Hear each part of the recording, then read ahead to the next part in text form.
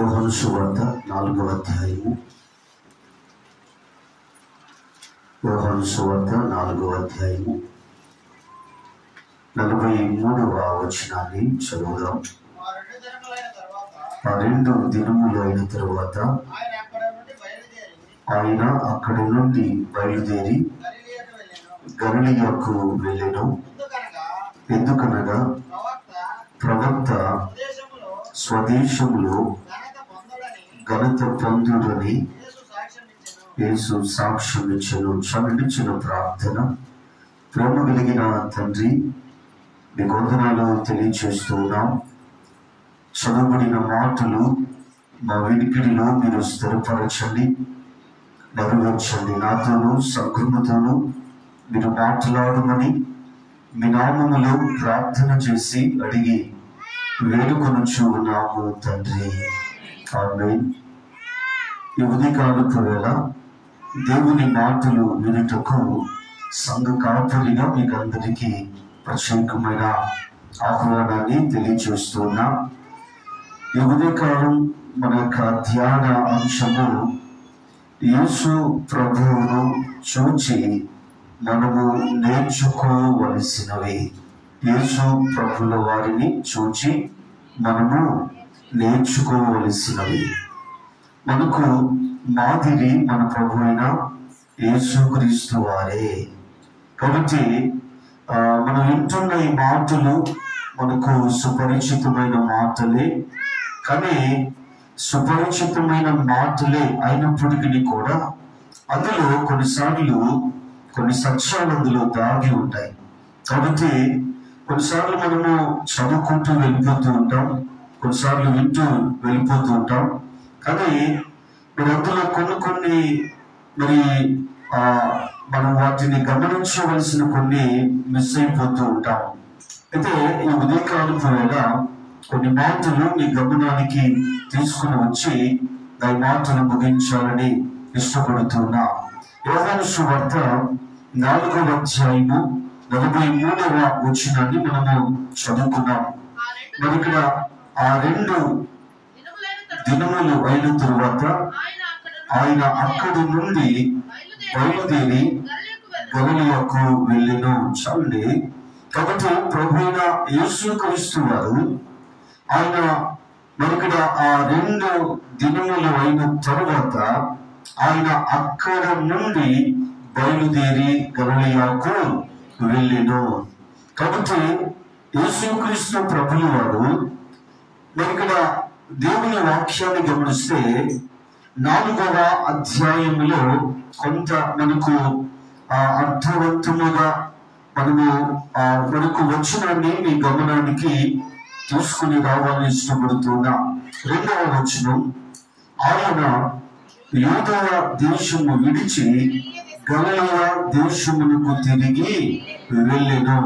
కాబట్టి యేసుక్రీస్తు ప్రభుల వారు యూదయ దేశంలో ఆయన పరిచర్య చేస్తూ అక్కడ పరిచర్య ముగించుకొని యూదయ దేశమును విడిచిపెట్టి గలిలయ దేశమునకు యేసుక్రీస్తు ప్రభుల వారు ఆయన తిరిగి వెళుతున్నారు.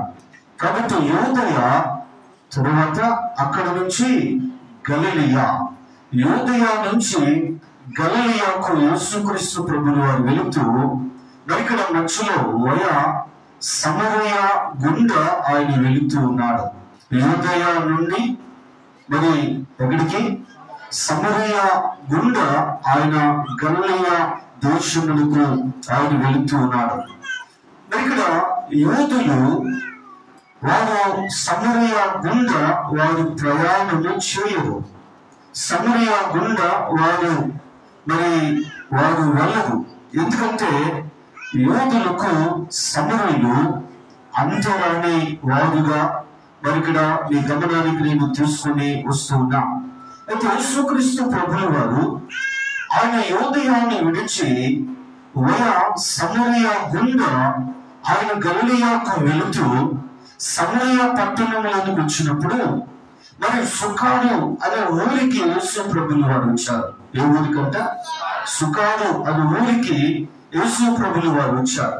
మధ్యాహ్నం మరి 12 గంటలు కావస్తుంది. అక్కడ యాకోబు బావి ఉంది. అక్కడ యేసు ప్రభువులు వారు అక్కడ ఆగారు. శిష్యులకు ఒక పని మరి యేసు ప్రభువులు అప్పగించాడు. ఏంటా పని?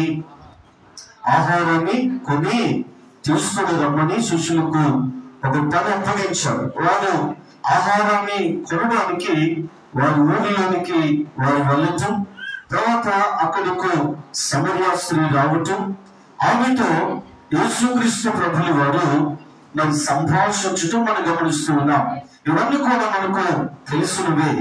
మరి ఇక్కడ యేసుక్రీస్తు ప్రభువులు వారు మరి ఇక్కడ దేవుని వాక్యాన్ని మనం గమనిస్తే మరి మనం చదివిన 43వ వచనంలో ఆ 2 దినములు అయిన తరువాత ఆయన అక్కడ నుండి బయలుదేరి గలిలయకు వెళ్ళెను.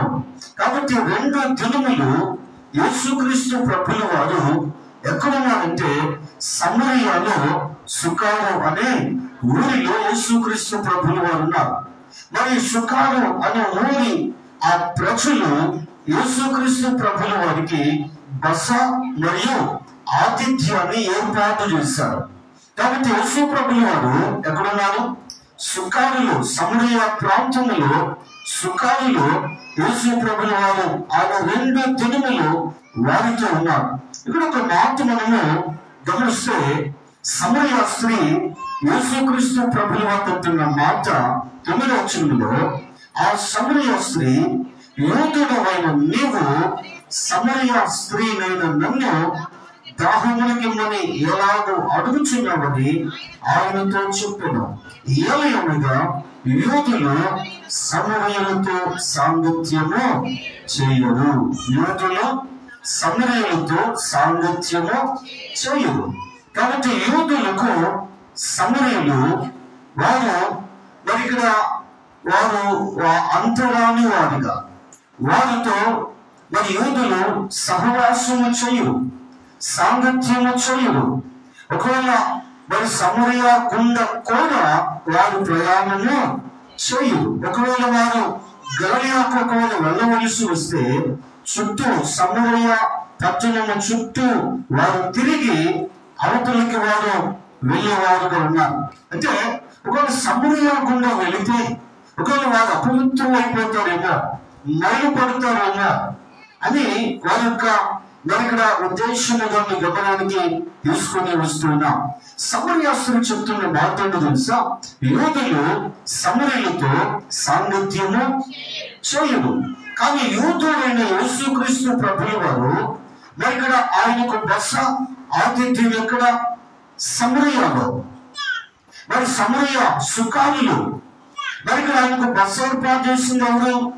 సమరయులు. ఆతిథ్యాన్ని ఇచ్చింది ఎవరు? సమరయులు. అంటే ఆ సమరయుల ఆ యొక్క ఊరిలో ఎవరో ఒక ఇంటిలో యేసు ప్రభువుల వారికి బస ఏర్పాటు చేశారు.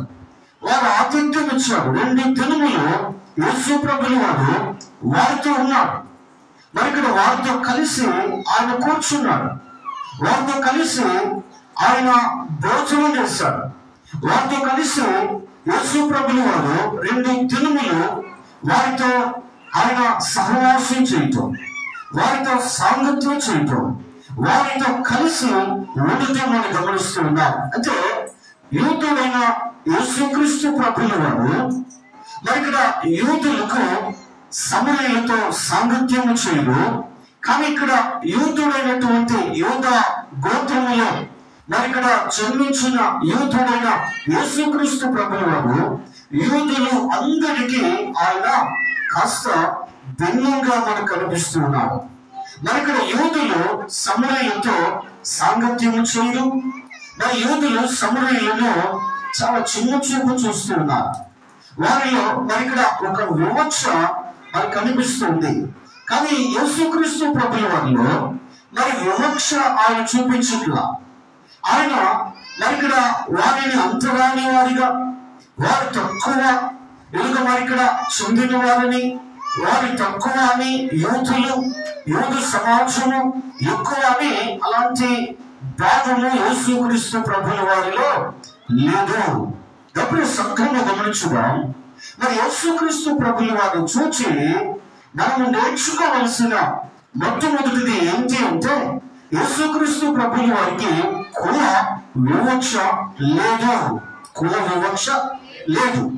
మరి ఇక్కడ ఒకవేళ మరి తక్కువ కులానికి చెందిన వారు అయినప్పటికీ, ఒకవేళ సమరీలుగా వారు తక్కువ అయినప్పటికీ యేసుక్రీస్తు ప్రభుల వారు వారిని ప్రేమిస్తూ ఉన్నారు. మరి ఇక్కడ యేసు ప్రభుల వారిలో కుల వివక్ష లేదు. ఆయనలో అంతురాని తనమును ఆయన ప్రదర్శించలేదు. ఆయన వారితో మాట్లాడుతున్నాడు, వారితో కలిసి కూర్చున్నాడు, వారి ఇంటిలో ఆయన బస చేశాడు. వారు వండి వారు పెట్టినటువంటి ఆతిథ్యాన్ని ఆయన 2 దినములు వారితో కలిసి ఆయన భుజించడం మనము గమనిస్తూ ఉన్నాం. అప్పుడు సంఘము ఈరోజు క్రైస్తవ వ్యవస్థ గమనిస్తే కొన్ని సంఘములు కుల ప్రాతిపదికన సంఘములను నిర్మిస్తూ ఉన్నారు.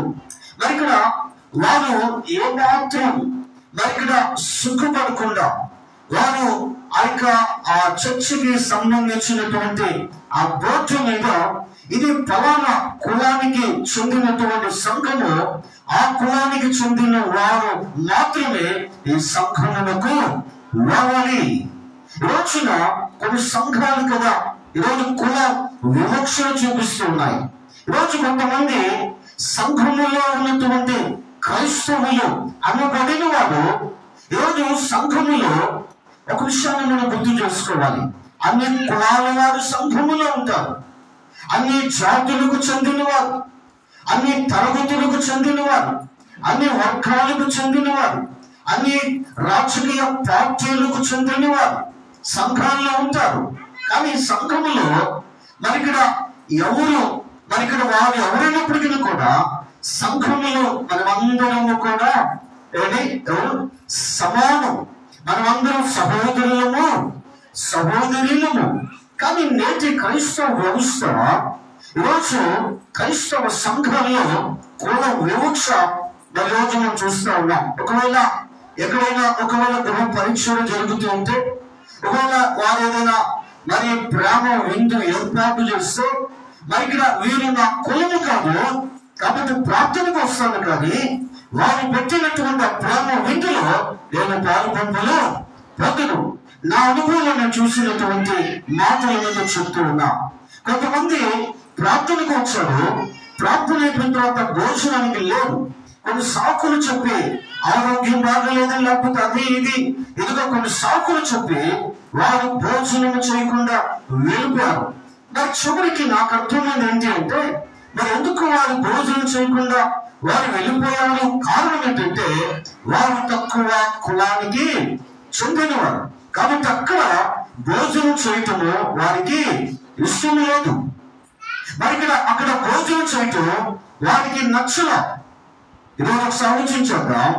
ఈరోజు యేసుక్రీస్తు ప్రభుల వారిని చూసి మనం నేర్చుకోవాల్సింది ఏంటి అంటే, యేసుక్రీస్తు ప్రభుల వారు మరి ఇక్కడ యూదులు సమరయులతో సాంగత్యము చేయడు, కానీ ఈ యూదుడైన యేసుక్రీస్తు ప్రభుల వారు వారితో సాంగత్యం చేస్తున్నాడు. 2 దినాలు వారితో ఉన్నాడు. వారి ఇచ్చినటువంటి ఆతిథ్యమును ఆయన ప్రేమతో స్వీకరించాడు. ఆయన అక్కడ వారి ఆతిథ్యాన్ని ఆయన భుజించాడు. ఈరోజు ఒకసారి ఇప్పుడు సంఘంగా ఆలోచించాడు. కొన్నిసార్లు సంఘాలలో కదా ప్రేమ విందు ఏర్పాటు చేసుకున్నప్పుడు, ఇదిగో ఇది చిన్న సంఘం, ఇదిగో ఇది పేద సంఘం, ఇదిగో ఫలానా ఇదిగో సంఘం, కాబట్టి ఇక్కడ నేను భోజనం చేయను. ఇదిగో ధనికుల సంఘం, పెద్ద సంఘం, టౌన్లో ఉన్న సంఘం, సిటీలో ఉన్న సంఘం, ఇదిగో అక్కడ వారు పెట్టిన ప్రేమ విందులో నేను పాల్గొంటూ పొందుతాను. అండి ఆలోచించేద్దాం. ఏ పేరు పెట్టామంటే ప్రేమ విందు. ఏం పేరు? ప్రేమ విందు. ప్రేమ విందును ఒక టైటిల్ పెట్టుకుని ఒక సహవాసముగా, ఒక కుటుంబముగా మరి కలిసి భోజనం చేద్దామని భోజనం ఏర్పాటు చేస్తే, ఈరోజు కొంతమంది ఈరోజున వివక్ష, కొంతమంది ఈరోజు ఇదిగో ఇది తక్కువ అది ఎక్కువ కాబట్టి ఇక్కడ నేను భోజనము చేయను. ఇక్కడ భోజనం చేస్తే ఇదిగో మరి ఇక్కడ నా హోదా కదా బంధం కలుగుతుందేమో, ఇక్కడ భోజనం చేస్తే ఏమన్నా భయపడిపోతానేమో, ఇక్కడ భోజనం చేస్తే నేనేమైనా అపవిత్రులైపోతానేమో. అప్పుడు సంఘమా, ఈరోజు ఆలోచించేద్దాం, ఎక్కడుంది వివక్ష? సంఘంలో.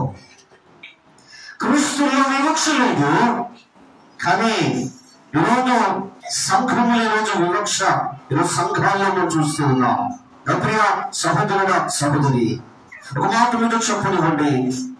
బైబిల్ గ్రంథంలో నుంచి కుల వ్యవస్థ బైబిల్ నుంచి రాలేదు. బైబిల్లో కుల వ్యవస్థ ప్రస్తావన 66 గ్రంథాలలో లేదు. ఈరోజు ఆదాము నుంచి సమస్త వంశావళులు వచ్చాయి, ఆదాము నుండి సమస్త జాతులు వచ్చాయి. కాబట్టి మనం అందరము కూడా ఎవరో తెలుసా? ఆదాము యొక్క సంతతి. మన మూల పితరుడు ఎవరు అంటే ఆదాము. కాబట్టి సంఘమా, ఈరోజు ఆలోచించేద్దాం. ఈ రోజున ఎదుట మరి ఇక్కడ కుల వ్యవస్థ బైబిల్ నుంచి రాలేదు. కాబట్టి ఈ రోజున ఎదుట బైబిల్ క్రైస్తవ సంఘములకు దేవుడు ప్రామాణికంగా ఇస్తే, ప్రామాణికంగా ఇవ్వబడిన ఈ గ్రంథము చదువుతున్న నువ్వు, ఈ గ్రంథములో ఎదుగో మరి చదివి బోధ వింటున్న నువ్వు, ఈరోజు నీకెందుకు ఈ కుల వివక్ష? నీకెందుకు ఈరోజు కొన్ని సంఘాలంటే ఎక్కువ, కొన్ని సంఘాలంటే తక్కువ, కొన్ని క్రైస్తవ గృహాలంటే ఎక్కువ, కొన్ని క్రైస్తవ గృహాలంటే తక్కువ? ఈరోజు నీకెందుకు? అందుకే ఈరోజు యేసుక్రీస్తు ప్రభువుని వారు చూచి మనం నేర్చుకోవలసిన మొట్టమొదటి సత్యం ఏంటి అంటే, ఒకవేళ ఈరోజు వివక్ష, ఈరోజు ఒకవేళ నీ బ్రతుకులో ఉంటే, ఇదిగో మరి ఇక్కడ ఫలానా తక్కువ ఫలానా ఎక్కువ, ఇదిగో అలాంటి భిన్నమైన మనుషులలో ఉంటే, ఈరోజు యేసుక్రీస్తు ప్రభువుని వారిది లేదు. ఆయనలో వివక్ష లేదు. ఆయనలో ఏదో మరి ఇక్కడ సమరయులను, అంతరాని వారిని సమరయులను ప్రేమించాడు. ఆ పట్టణము గుండా ఆయన వెళ్ళాడు, వారితో సంభాషించాడు, వారితో ఉండి వారు పెట్టినటువంటి ఆతిథ్యాన్ని యేసు ప్రభువు వారు ఆయన స్వీకరించాడు. కాబట్టి ఈరోజు ఎప్పుడు సంఘమా, ఈరోజు ఒకవేళ నీ జీవితంలో ఇలాంటి వివక్షతో ఈరోజు క్రైస్తవ జీవితాన్ని జీవిస్తూ ఉంటే, ఈరోజున యేసుక్రీస్తు ప్రభువుని వారిని చూచి ఈరోజు నేర్చుకొని ఏదైనా మార్చుకోవలసి వస్తే, ఈరోజు మార్చుకోవటానికి ఈరోజు ఒక చిన్న ప్రయత్నాన్ని మనం చేద్దాం. అందుకే రెండవది గమనిస్తే, యోహాను సువార్త 13వ అధ్యాయము, యోహాను సువార్త 13వ అధ్యాయము 14వ వచనాన్ని చదువుదాం. కాబట్టి ప్రభువును బోధకుడైన నేను మీ పాదములు కడిగిన ఎడల మీరును ఒకరి పాదములను ఒకరు కడుగవలసినది. చాలండి. మరి ఇక్కడ మేడ గదిలో జరిగినటువంటి సన్నివేశం, యేసుక్రీస్తు ప్రభువు వారు ఆయన మేడ గదిలో మరి ఇక్కడ పస్కా ఏర్పాటు చేయబడింది. మరి ఇక్కడ యేసు ప్రభువు వారు తర్వాత 12 మంది శిష్యులు మేడ గదిలోనికి వెళ్ళారు. ఈ మేడ గది మరి ఇక్కడ యేసు ప్రభువు వారి మరి ఇక్కడ శిష్యులలో ఒక శిష్యుడిది. కాబట్టి మేడ గదిలో పస్కాను ఏర్పాటు చేయబడింది. అక్కడ యేసుక్రీస్తు ప్రభువు వారు ఆయన శిష్యులు వెళ్ళారు. వారు ఇక్కడ భోజనపు బల దగ్గర వారు కూర్చున్నారు. అయితే యేసుక్రీస్తు ప్రభువు వారు ఆయన భోజన పంక్తిలో నుండి ఆయన పైకి లేచి తన పై వస్త్రమును తీసి అవతల పెట్టి ఆయన తువాలు కట్టుకొని ఆయన శిష్యుల పాదములను కడుగుట, శిష్యుల పాదములను ఆయన పాదాలు కడిగి ఆయన తుడుచుట మనము గమనిస్తూ ఉన్నాం.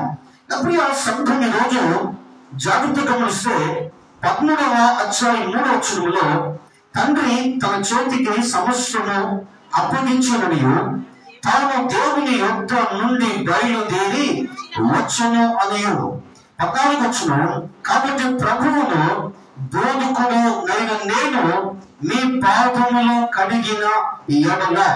కాబట్టి ఇక్కడ ఈ మేడ గదిలో శిష్యుల పాదములను కడిగిన ప్రభు అయిన యేసుక్రీస్తు వారిని గూర్చి వ్రాయబడినటువంటి మాటలు గమనిస్తే, ఒకటి, ఆయన దేవుని కుమారుడు.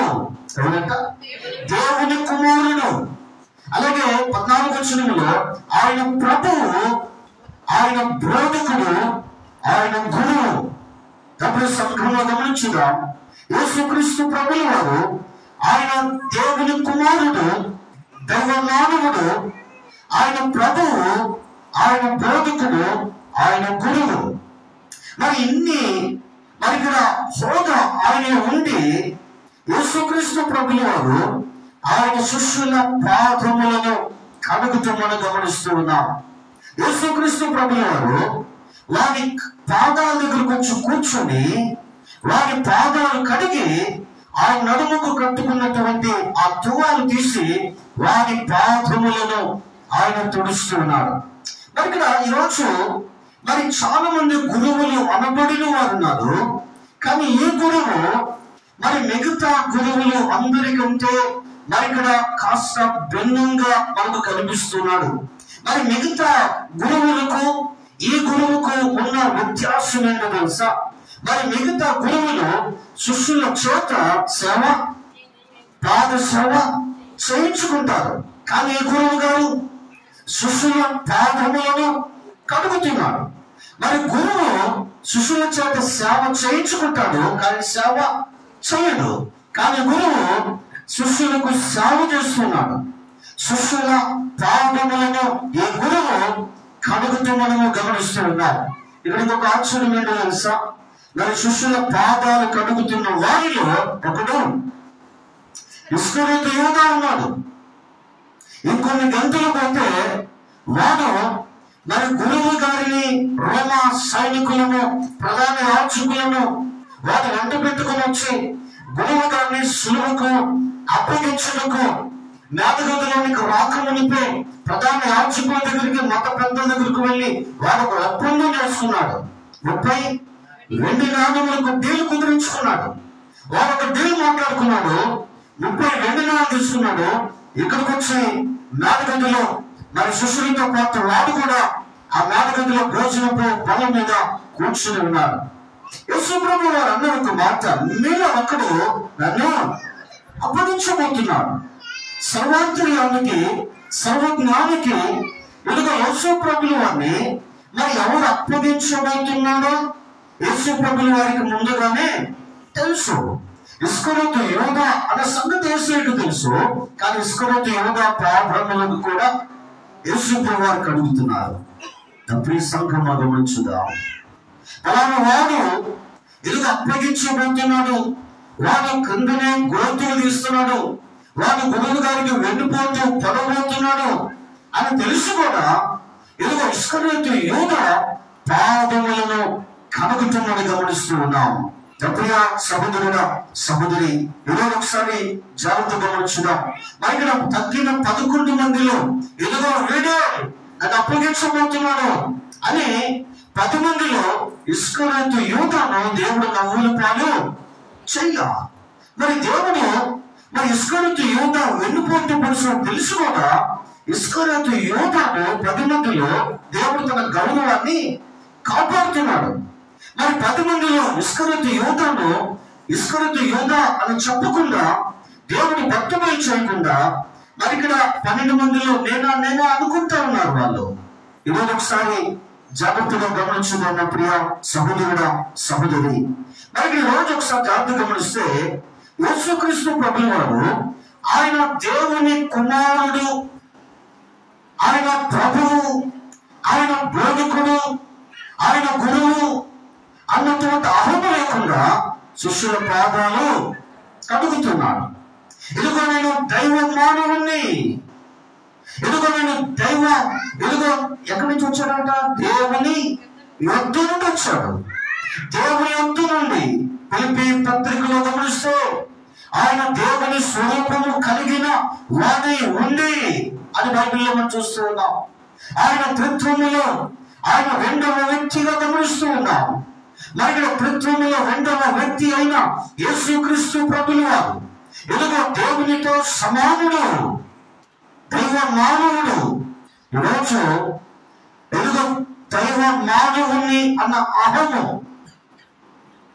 ఎదుగో దైవ మానవుని అనే ఆ అహమాలు లేదు. ఎదుగో నేను ప్రభువును అన్న అహమాలు లేదు. నేను బోధకుడును. అక్కడ చాలా మంది బోధకులు ఉన్నారు, కానీ యేసుక్రీస్తు ప్రభువు వారు ఆయన బోధకుడుగా ఆయన గుర్తింపు కలిగింది. ఆయన బోధ విన్న వారికి మాట్లాడుతున్నారు. ఈయన మాట్లాడినట్లు ఎవరినో ఎన్నడూ మాట్లాడలేదు. యేసుక్రీస్తు ప్రభువు వారి బోధ యూదు సమాజమును ఆశ్చర్యానికి గురి చేసింది. ప్రేరా, అందరి బోధకుడు లాంటి బోధకుడు కాదు ఈ బోధకుడు. ఈ బోధకుడు ఎదుగో కాస్త భిన్నమైనటువంటి బోధకుడు, అందరూ లాంటి బోధకుడు కాదు. తప్పి సంఘమా, ఆయన గురువు. ఆయన గురువైన కూడా ఎదుగో నేను దేవుని కుమారుణ్ణి, నేను ప్రభువును, నేను బోధకుని, నేను గురువును అహము లేకుండా ఆయన శిష్యుల పాదాలు గడుగుతున్నాడు. ఈ 12 మంది శిష్యులను మనం జాగ్రత్త గమనిస్తే వీళ్ళెవరు అంటే విద్య లేని పామరులు. వీరిలో కొంతమంది జానరులు ఉన్నారు. మరి ఇక్కడ వీరిలో కొంతమంది ఎదుగు మరి ఇక్కడ చాలా అతి సామాన్యమైన వారి వీళ్ళు ఉన్నారు. అతి సామాన్యమైన వారిని ఎదుగో జానరులను ఎదుగో వారి పాదములను దేవుడు కడుగుతున్నాడు. చెప్పి సంకమా, ఈరోజు రెండవదిగా యేసుక్రీస్తు ప్రభువును చూచి మనం నేర్చుకోవాల్సింది ఏంటో తెలుసా? యేసు ప్రభువు ఆయన దేవుడిగా మనకు కనిపిస్తున్నాడు. ఆయన తగ్గింపు స్వభావం, తగ్గింపు ఆ మనస్సు మనకు కనిపిస్తుంది. దేవుని కుమారుడే ఎదుగు మరి ఇక్కడ ప్రభువు, బోధకుడు, గురువు. ఆయనే ఎదుగు దీనుడిగా దీన మనస్సును ధరించుకుంటే, ఆయనే ఎదుగు మరి ఇక్కడ తను తగ్గించుకుంటే, ఆయన అహాన్ని ఎదుగు మరి ఇక్కడ ప్రక్కన పెట్టి ఆయన అతి సామాన్యుల పాదాలు కడుగుతున్నాడే. ఈరోజు ఆయనలో చూచి ఈరోజు మనం ఏం నేర్చుకున్నాం? ఈరోజు ఒకవేళ ఈరోజు నీ అహాన్ని మరియు ఒకవేళ అనిచ్చ వేసుకోవడానికి ఈరోజు నీలోనికి దీనత్వం రాకపోవటానికి, నీలోనికి తగ్గింపు మనసు, తగ్గింపు స్వభావము రాకపోవటానికి నీ అహానికి ఏంటి కారణం? ఏంటి? నీ చదువా, నీ ధనమా, నీకున్న హోదా, నీకున్న పలుకుబడి, నీకున్న పరిస్థితులు? ఈరోజు ఆలోచన చేద్దాం. బాప్తిస్మం ఇచ్చే యోహాను గారు ఒక మాట అంటారు, ఆయన చొప్పున వారు ఇప్పటికి కూడా నేను యోగ్యులను కాదు. ఆయన చొప్పును తల మీద పెట్టుకొని మోయటానికి కూడా యోగ్యులను కాదు. అలాంటి దైవ మానవుడే శిష్యుల పాదాలు కడుగుతూ ఉంటే ఏం కడిగాడట? శిష్యుల పాదాలు కడిగాడు. కొన్నిసార్లు ఒకవేళ భోజనం చేసిన తర్వాత ఒకవేళ చేయి కడుక్కోవడానికి ఒకవేళ పక్కన వాళ్ళు కొంచెం నీళ్లు పోస్తారా అంటే, ఆ నీళ్లు పోయటానికి కూడా వాళ్ళ చేయి కడుక్కోవడం, నీళ్లు పోయటానికి కూడా కొంచెం ఇష్టపడకపోవచ్చు. నేనేంటి, నా బ్యాక్గ్రౌండ్ ఏంటి, నేనేంటి, నన్ను నీళ్లు పోయమంటావు నాడే చేయి కడుక్కోవడానికి? రండి, మరి నువ్వు క్రైస్తవుడు కదా. అంత్యోక్యలో మొట్టమొదటిగా శిష్యులు క్రైస్తవులు అనబడ్డారు. మరి మన శిష్యులముగా మరి మన గురువు గారిని చూసి మనం ఏం నేర్చుకున్నాం? ఈరోజు మరి ఇంతకాలం శిష్యరికం చేస్తూ, ఇంతకాలం 2 సంవత్సరాలు శిష్యరికం చేస్తూ మరి గురువు గారి దగ్గర మనం ఏం నేర్చుకున్నాం? గురువు గారిలో అహము లేదే, గురువు గారిలో గర్వము కనిపించుటలేదే, గురువు గారిలో అతిశయము కనిపించుటలేదే. ఈరోజు నీకెందుకు అహము, నీకెందుకు గర్వము, నీకెందుకు అతిశయము? అంటే ప్రియ సంఘమా, అందుకే దేవుని వాక్యం చెప్తుంది, ఎవరి గర్వము వారిని తగ్గించును. ప్రియ సంఘం, ఈరోజు సంవత్సరం చేద్దాం. ఈరోజు గురువు గారిలో దీనత్వానికి తగ్గింపుకు కారణం ఏంటంటే, ఇదిగో నేను పలానా నా ఐడెంటిటీ, ఇదిగో పలానా నా ఐడెంటిటీ. ఇదిగో మరి ఇక్కడ దానిని బట్టి ఆయన ఎక్కడ కూడా తను తాను హెచ్చించుకోలేదు, తను తాను ఇదిగో మరి ఇక్కడ ఇదిగో మరి ఆయన తను తాను గొప్ప చేసుకోలేదు. తప్పుడు సంగమా అపోస్తులు కూడా అదే అలవాటు వచ్చింది. అపోస్తులు పౌలు గారు అంటాడు, నాకు కలిగిన ప్రత్యక్షతలను బట్టి నేను ఎక్కడ అతిశయించుకుంటానని ఆయన శరీరాన్ని నలుగబెట్టి దాన్ని లోపరుచుకుంటూ ఉన్నాడు. తప్పుడు సంఘం ఈరోజు ఆలోచించేద్దాం. యేసు ప్రభువు వారికి ఆయన దేవుడిగా ఆయన తగ్గింపు జీవితం ఎందుకు తెలుసా? ఆయన తన ఆహారాన్ని ఆయన ఇదిగో మరి ఎక్కడైనా ప్రదర్శించుకోలేదు. ఈరోజు నీలో కూడా ఏదో మరి ఇక్కడ దీనత్వం యేసుక్రీస్తు ప్రభువు వారి ఆ తగ్గింపు రావాలంటే నీ ఆహారాన్ని ఈరోజు దేన్ని బట్టో ఈరోజు దాన్ని ఏం చేద్దాం? అణిచివేద్దాం. తప్పుడు సంఘమా ఈరోజు ఒకసారి ఆలోచించేద్దాం. అపోస్తలుడు పౌలు గారు అంటాడు ఏంటి? అపోస్తలుడు పౌలు గారు ఒక మాట అంటాడు, నేను కాదు నా యందు క్రీస్తు. ఈరోజు నేను కాదు, ఈరోజు నా యందు క్రీస్తు. కాబట్టి ఈ మధ్యాహ్న కాలపు వేళ ప్రియ సహోదరుడా సహోదరి, యేసుక్రీస్తు ప్రభువుల వారిలో మనం చూసి నేర్చుకోవాల్సిన రెండో విషయం ఏంటంటే దీనత్వాన్ని మనము నేర్చుకోవాలి, తగ్గింపు జీవితాన్ని నేర్చుకోవాలి. మరి ఇక్కడ మరి అలాగే మనము ఆ దీనత్వము ఆ తగ్గింపు రావాలి అంటే దేని బట్టి నువ్వు విర్రవీగుతున్నావో, దేని బట్టి గర్విస్తున్నావో ఈరోజు దాన్ని నువ్వు అణిచివేయాలి అండి. దానిని మరి నువ్వు దాన్ని దాచాలి సులువు చాటున. ప్రతి సంఘం ఈరోజు ఒకసారి ఆలోచన చేద్దాం.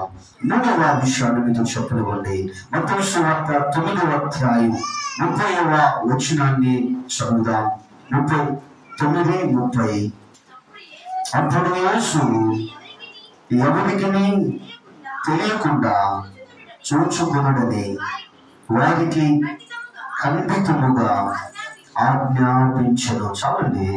మరి ఇక్కడ 27 నుండి 30 వరకు మనం గమనిస్తే యేసుక్రీస్తు ప్రభువు వారి దగ్గరకు 2 గుడ్డి వారు వచ్చారు. యేసు ప్రభువు వారు వారిద్దరిని అడిగాడు, నేనేమి చేయాలనుకుంటున్నారు? అయ్యా మీ గుడ్డి వారిని, సరే ఇదిగో మీకు మరి ఈ గుడ్డితనము నుంచి మరి మీకు చూపుని ఇవ్వకూడదని మీరు నమ్ముతున్నారా అంటే మేము నమ్ముతున్నాము అన్నారు. సరే మీ నమ్మిక చొప్పున మీ విశ్వాసము చొప్పున మీకు కలుగును గాక అని ఆ 2 గుడ్డి వారికి దేవుడు చూపును దేవుడు ఇచ్చాడు. కాబట్టి ఆ 2 గుడ్డి వారు వారిప్పుడు కన్నులు తెరవబడ్డాయి, వారు చూడగలుగుతున్నారు.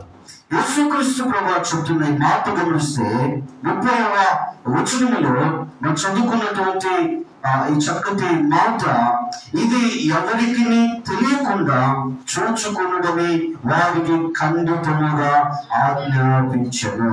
మార్కు సువార్త 5వ అధ్యాయం 41 నుండి మనము చదువుదాం. ఆ చిన్నదాని చేయబట్టి తల్లి తాకుని అని ఆమెతో చెప్పును. ఆ మాటకు చిన్నదానా లెమ్మని నీతో చెప్పుచున్నానని అర్థము. వెంటనే ఆ చిన్నది లేచి నడవసాగెను. ఆమె 12 సంవత్సరముల ప్రాయము గలది. వెంటనే వారు బహుగా విస్మయమొందిరి. జరిగినది ఎవరికి తెలియకూడదని ఆయన వారికి గట్టిగా ఆజ్ఞాపించి. ఈ సన్నివేశం మనకు తెలుసు. యాయిరు చిన్న కుమార్తె చనిపోయింది. చనిపోయిన చిన్న కుమార్తెను యేసుక్రీస్తు ప్రభువు వారు ఆయన బ్రతికించి వారికి ఆ బిడ్డను సజీవురాలుగా అప్పగించడం జరిగింది. ఇక్కడ కూడా యేసు చెప్తున్న మాట, జరిగినది ఎవరికి తెలియకూడదని వారికి గట్టిగా ఆజ్ఞాపించను. యోహాను సువార్త 5వ అధ్యాయము 12-13 వచనాలు చదువుదాం. వారు నీ పరుపు ఎత్తుకొని నడుమని నీతో చెప్పిన వాడెవడని వారిని అడిగి, ఆయన ఎవడో స్వస్థత నొందిన వానికి తెలియలేదు. ఆ చోటును గుంపు కూడి ఉండను కనుక యేసు తప్పించుకొని పోయెను. మరి చాలా సన్నివేశం కూడా మనకు తెలుసు. మరి ఇక్కడ యోహాను సువార్త 5వ అధ్యాయంలో బెతెస్దా కోనేరు కనిపిస్తుంది. మరి బెతెస్దా కోనేటి యొక్క ప్రత్యేకత ఏంటంటే దానికి 5 మండపములు ఉన్నాయి. ఎన్ని మండపములు? 5 మండపములు ఉన్నాయి. మరి ఇక్కడ ఆయా సమయాలలో ఆకాశము నుండి దేవదూత వచ్చి ఆ నీళ్ళలోనికి దిగి నీళ్లను కదిలించినప్పుడు, మరి ఇక్కడ మొట్టమొదటిసారిగా ఎవరైతే ఆ నీళ్ళలోనికి దిగుతాడో వాడు ఎట్టి వ్యాధి కలిగిన వాడైనా వాడు బాగుపడి వారి ఇంటికి వారు వెళ్ళిపోతున్నారు. అక్కడ మరి 38 సంవత్సరాలుగా మరి ఇక్కడ వ్యాధి కలిగిన మనుషుడు అక్కడ ఉన్నాడు. యేసు ప్రభువు వారు ఆ వ్యక్తి దగ్గరకు వచ్చి, నేను పరుపెత్తుకొని నడు అన్నాడు. ఆయన లేచి తన పరుపెత్తుకొని స్వస్థత నుండి తన ఇంటికి ఆయన వెళ్ళిపోతున్నాడు. అది విశ్రాంతి దినము. ఏ దినము? విశ్రాంతి దినం. యూదుల మరి ఇక్కడ ఆచార ప్రకారం విశ్రాంతి దినము ఏ పని చేయకూడదు. మరి ఇప్పుడు ఆ స్వస్థత నొందిన వ్యక్తిని అడిగారు శాస్త్రులు, పరిసరులు, నిన్ను పరుపు ఎత్తుకొని నడుము నీతో చెప్పింది ఎవరంటే నాకు తెలియదు. అదేంటి? 38 సంవత్సరాలుగా అక్కడ ఉన్నాడు వ్యాధిగ్రస్తుడుగా. ఈరోజు అతనికి స్వస్థత వచ్చింది. మరి అతను స్వస్థపరిచిన వ్యక్తి ఎవరో స్వస్థత నొందిన వానికి తెలియదు. ఇది మహా అద్భుతం. జబరి సంగమా 38 సంవత్సరాల తనకున్న వ్యాధి యొక్క అనుభవం. యేసు ప్రభు ఆ వ్యక్తిని బాగు చేస్తే ఆయన బాగు చేసినాడు ఆ వ్యక్తికి తెలియదు. ప్రియ సహోదరుడా, సోదరి, మరి ఇక్కడ యేసు ప్రభు వారు అక్కడ తప్పించుకొని వెళ్ళిపోయాడు. 14వ వచనంలో అటు తరువాత యేసు దేవాలయములో వాడిని చూచి, ఇదిగో స్వస్థత నొందితివి, మరి ఒక్క వాక్యమును కనుక్కున్నట్లు ఇకను పాపము చేయకును చెప్పగా, వాడు వెళ్ళి తను స్వస్థపరిచిన వాడు యేసు అని యూదులకు ఆ తర్వాత చెప్పాడు. నన్ను స్వస్థపరిచింది యేసు. ప్రియ సంఘమా, గమనించుదాం. మరి ఇక్కడ ఉదాహరణకు ఒక 3 సంఘటనలు మీ గమనానికి తీసుకుని వచ్చాను. మత్తయి 9:30లో 2 గుడ్డివారు చూపు పొందుకోవటం, అలాగే మార్కు సువార్త మరి ఇక్కడ 41 నుండి 43 వరకు చనిపోయిన యాయీరు చిన్న కుమార్తెను బ్రతికించటం, అలాగే యోహాను సువార్త 5వ అధ్యాయము మరి 12, 13 మరి ఆ యొక్క అధ్యాయులుగా ఆ వచనాలు గమనిస్తే 38 సంవత్సరాలుగా వ్యాధిగ్రస్తుడైన మనుషుల్ని దేవుడు బాగు చేయటం.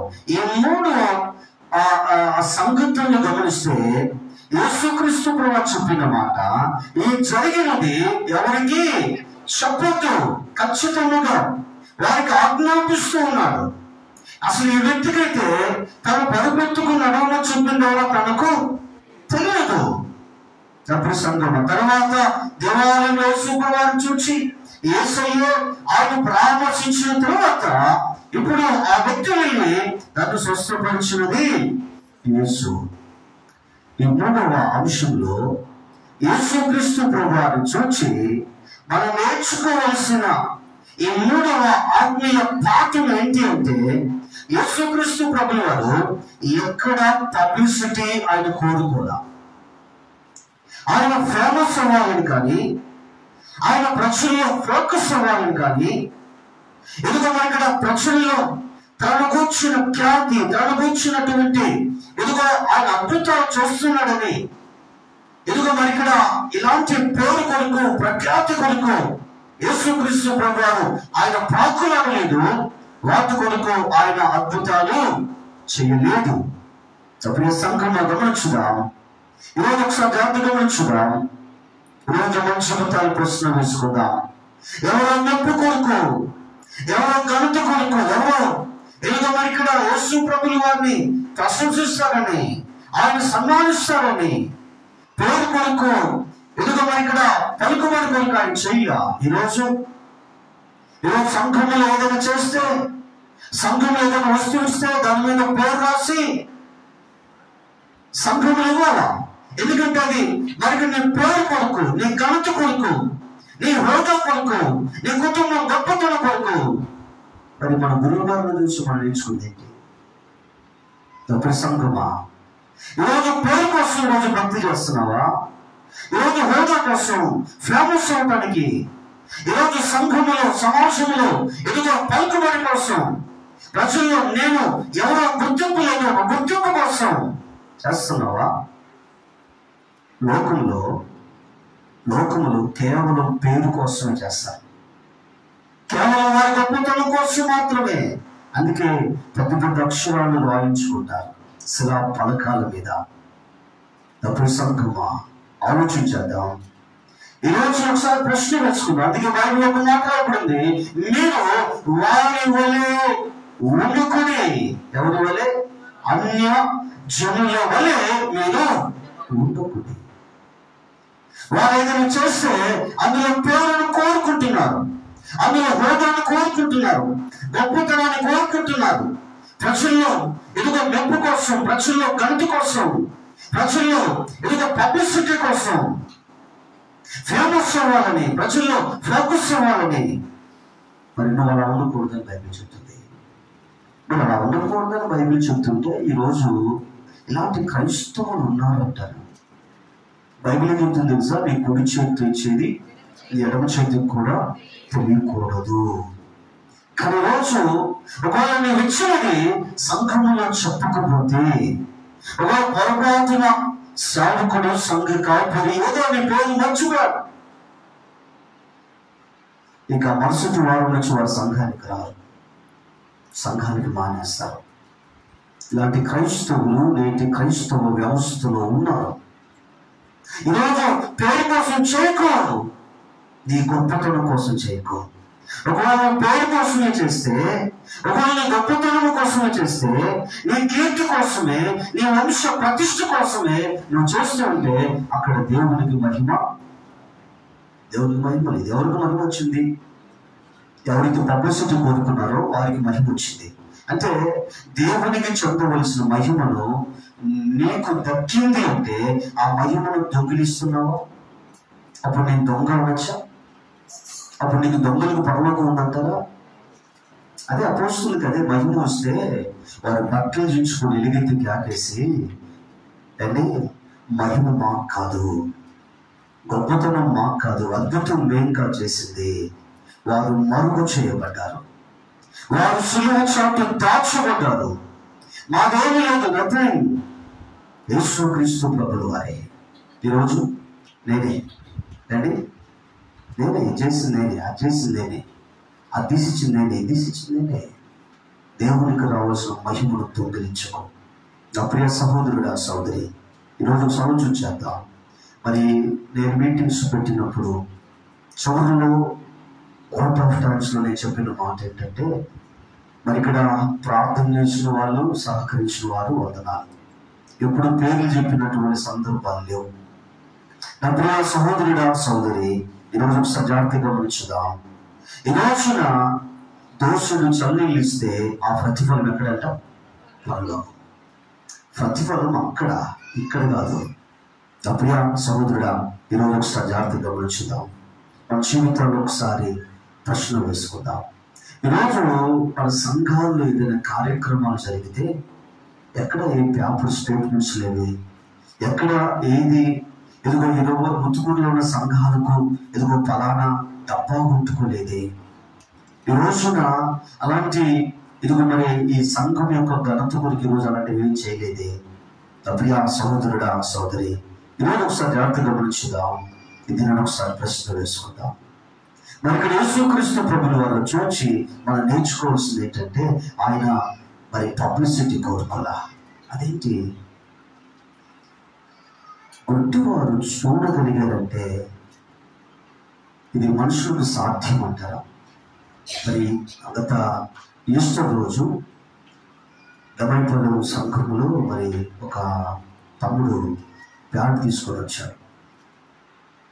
బ్యాండ్ తీసుకొని వచ్చి రిథమ్ బ్యాండ్ తీసుకొచ్చి పాటలకి చక్కగా సంగీతాన్ని అందించాడు.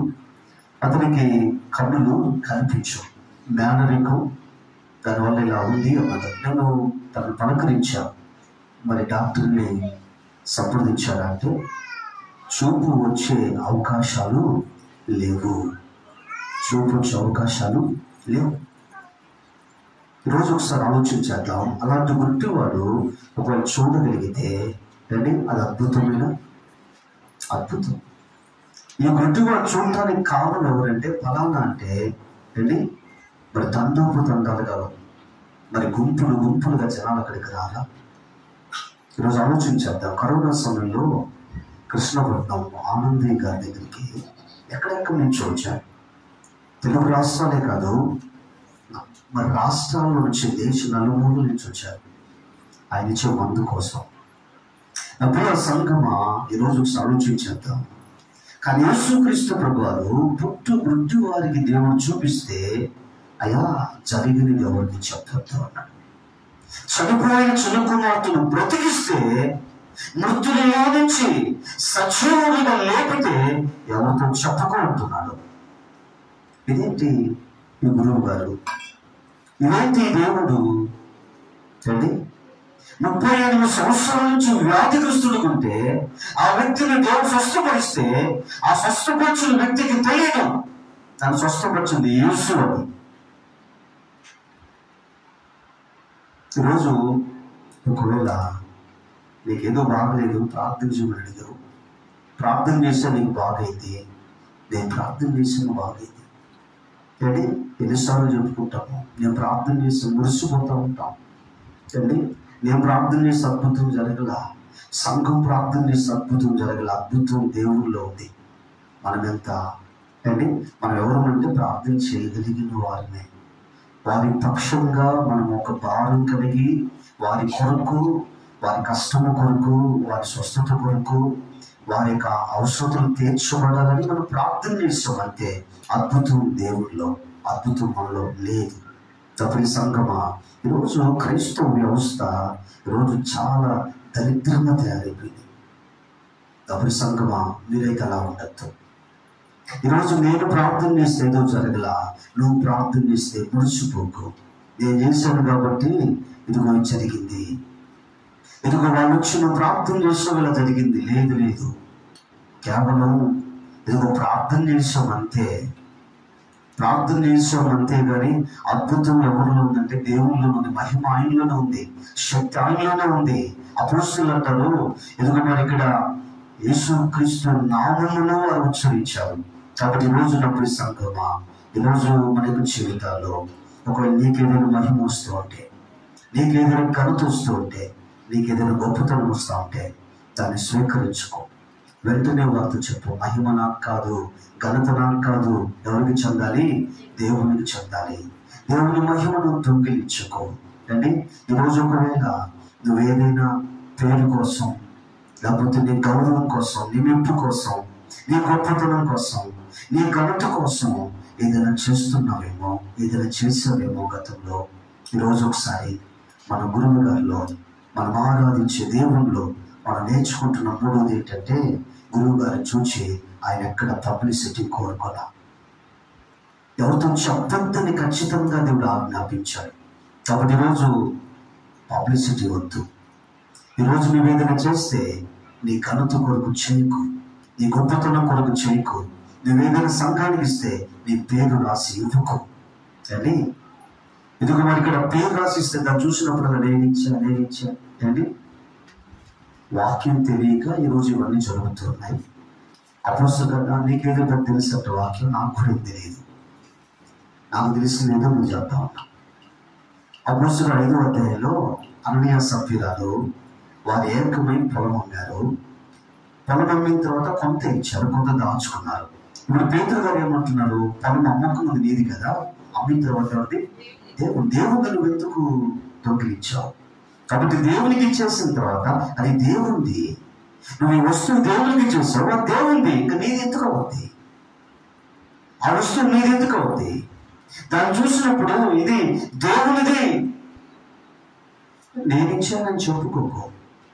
అప్పుడు సంగమా, ఈరోజు యేసు ప్రభుల వారు మరి ఈరోజు ఆయన అంత అద్భుతాలు చేస్తే ఈరోజు ఆయన ఎక్కడ ఫేమస్ అవ్వాల, ఆయన ఎక్కడ ఎదుగు మరి ఇక్కడ పబ్లిసిటీ ఆయన కోరుకోవాలా.